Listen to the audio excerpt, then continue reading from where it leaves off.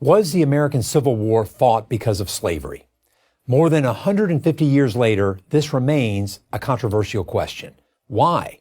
Because many people don't want to believe that the citizens of the southern states were willing to fight and die to preserve a morally repugnant institution. There has to be another reason, we are told. Well, there isn't. The evidence is clear and overwhelming. Slavery was, by a wide margin, the single most important cause of the Civil War, for both sides.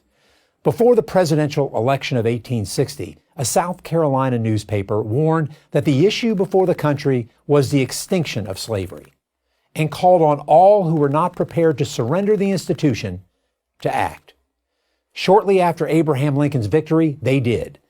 The secession documents of every Southern state made clear, crystal clear, that they were leaving the Union in order to protect their peculiar institution of slavery, a phrase that at the time meant the thing special to them.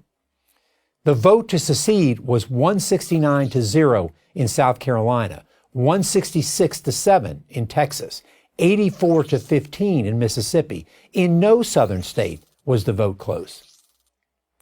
Alexander Stephens of Georgia, the Confederacy's vice president, clearly articulated the views of the South in March 1861.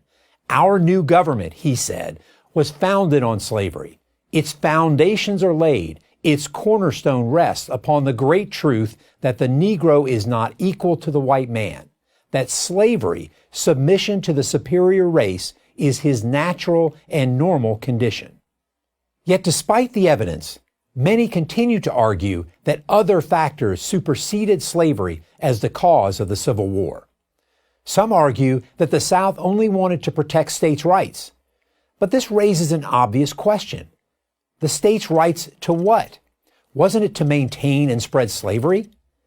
Moreover, states' rights was not an exclusive Southern issue.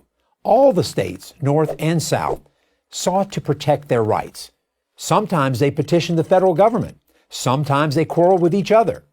In fact, Mississippians complained that New York had too strong a concept of states' rights because it would not allow Delta planters to bring their slaves to Manhattan. The South was preoccupied with states' rights because it was preoccupied first and foremost with retaining slavery. Some argue that the cause of the war was economic.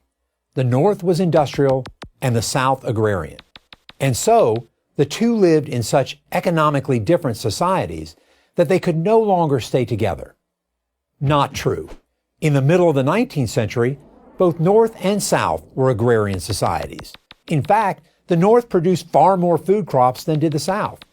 But Northern farmers had to pay their farmhands, who were free to come and go as they pleased, while Southern plantation owners exploited slaves over whom they had total control. And it wasn't just plantation owners who supported slavery. The slave society was embraced by all classes in the South. The rich had multiple motivations for wanting to maintain slavery, but so did the poor, non-slaveholding whites. The peculiar institution ensured that they did not fall to the bottom rung of the social ladder. That's why another argument that the Civil War couldn't have been about slavery because so few people owned slaves has little merit.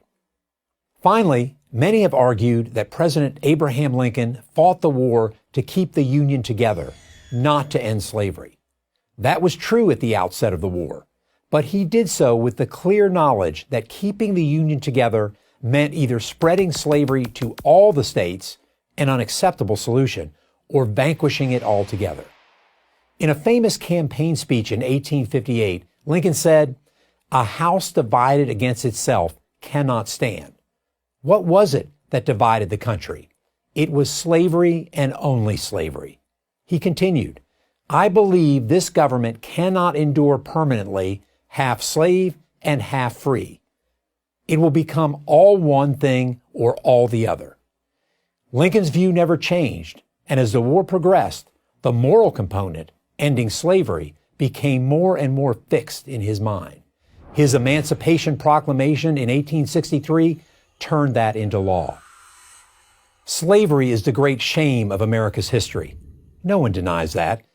But it's to America's everlasting credit that it fought the most devastating war in its history in order to abolish slavery.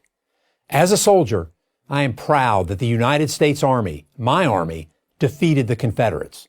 In its finest hour, soldiers wearing this blue uniform, almost 200,000 of them former slaves themselves, destroyed chattel slavery, freed 4 million men, women, and children from human bondage, and saved the United States of America.